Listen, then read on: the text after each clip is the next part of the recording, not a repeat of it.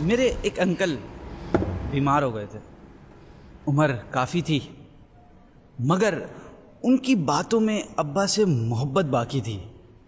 میں نے ان سے پوچھا، انکل اپنے والد کے بارے میں بتائیں، کیسے تھے؟ کچھ الگ تھے یا سب کے والد جیسے تھے؟ پہلے وہ مسکرائے، پھر ایک ٹھنڈی آہ بھر کر بولے، بیٹا جب میں 6 سال کا تھا نا تو کہتا تھا کہ my baba is the best father in the world. پھر جب میں 10 سے 12 سال کا ہوا تو مجھے پتا چلا کہ میرے بابا بہت اچھے تو ہیں، پر غصہ ذرا زیادہ ہے، مجھ سے انہیں اتنا پیار نہیں، چھوٹے سے زیادہ ہے۔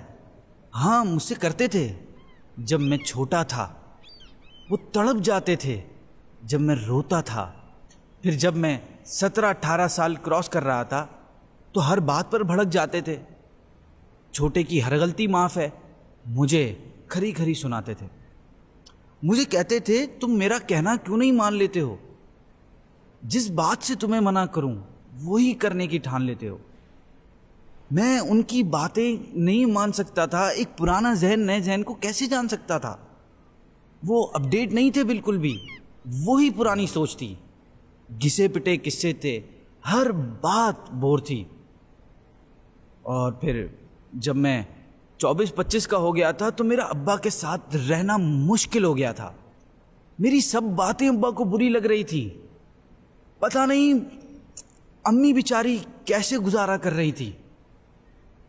پھر میری زندگی نے اسٹیج بدلا اور 26 سال میں میری شادی ہو گئی۔ 30 سال میں میں ایک 3 سالہ بچے کا باپ تھا، ایک شوہر تھا، ایک بیٹا تھا، ایک گھر کا ذمہ دار تھا۔ اب میں نے نوٹ کیا کہ میری سوچ چینج ہوتی جا رہی ہے، ابا کی سننے لگا ہوں جیسے کوئی ڈیل ہوتی جا رہی ہے۔ میں کہتا تھا اپنے بچوں کی تربیت اچھی کرنی ہے، جیسے ابا نے ہماری کی تھی ویسی ہی کرنی ہے۔ پھر اسی کوشش میں 8 سے 10 سال گزر گئے، چند سفید بال میری داڑھی میں اتر گئے، مگر اس سارے عرصے کے دوران مجھے ایک سوال تھا نا جو شدت سے تنگ کرتا رہا۔ میرے بچے تو سنتے ہی نہیں ہیں میری، بہت کوشش کی ہے، پتہ نہیں ابا نے کیسے ہماری اتنی اچھی تربیت کی ہے۔ اب جب میں 50 سال کراس کر چکا ہوں تو اس نتیجے پر کھڑا ہوں کہ میرے بابا بہت عقل مند اور دور اندیش انسان تھے، جو فیصلہ جب کیا درست کیا، ہم نادان تھے۔ یقین جانو اب بھی میں یہی کہتا ہوں، مائی بابا was the best father in this entire world. Thank you for everything.